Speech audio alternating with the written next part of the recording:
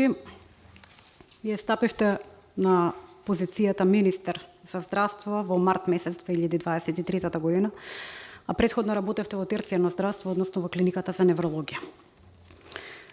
Пред вас овдека, како сведок, беше повикан еден ваш претходник, министерот Венко Филипче, кој што во неколку наврати на одредени прашања, значи на функционирање на клиниката за радиотерапија и онкологија, одговори дека апсолутно не бил запознаен со состојбата на клиниката.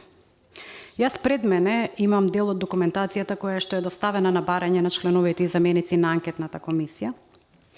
И тука имам еден документ од 28.11.22 година, кој што гласи: Одлука за формирање на онколошки конзилиум за селекција на пациенти за третман со лекови кои не се на позитивна листа или така наречена биолошка терапија. На тој датум, всушност, се формира таа комисија. Комисијата вели за селекција на пациентите за третман со лекови кои не се на позитивна листа ги има следните задачи и надлежности: анализа на карактеристиките на болеста, според кои пациентите ќе се селектираат како кандидати за евентуален третман со лекови кои не се на позитивна листа, стручни консултации поврзани со специфичен третман кај комплицирани случаи, разгледување на можности и потреба за лекување во странство, изработка на конзилијарен извештај со мислење на онколошки конзилиум. Онколошкиот конзилиум е планиран да се одржува еднаш неделно, секоја среда во 8:15 часот наутро, а доколку постои потреба и повеќе пати во текот на седницата. Одлуките ќе бидат полноважни со мнозинство на гласови. Оваа одлука, да повторам, е донесена на 28.11.22 година, што значи дека претходно не постоела.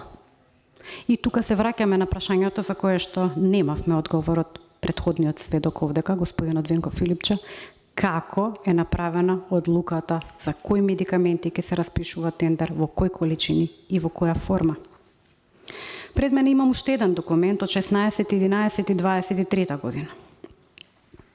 Тој е записник од стручен состанок и вели: на ден 9.11.22 година подоставено известување до раководителите на медицинските оддели и организациониот директор од страна на ВД медицински директор Виолета Клисаровска се одржа стручен состанок со почеток во 8:15 во амфитеатарот на ЈЗ Универзитетска клиника за радиотерапија и онкологија и се листирани кои присуствувале.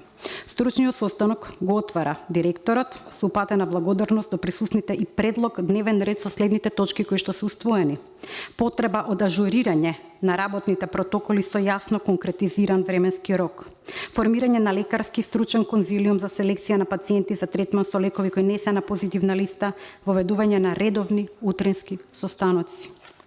Овој записник би бил единствено возможен и овој состанок доколку претходно биле непостоечки.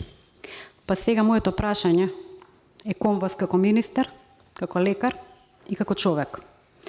Дали е возможно да немаме сомнеш во еден политички карцином кој што се развил и ја опфатил клиниката за онкологија, кога знаеме дека нема стручен колегиум, нема протоколи, нема конзилиум, нема собирање на лекарите да дискутираат за биолошка терапија, а имаме претходен министер во чие време се набавени медикаментите преку рамковни договори, а вели дека апсолутно не бил запознаен со состојбата на клиниката.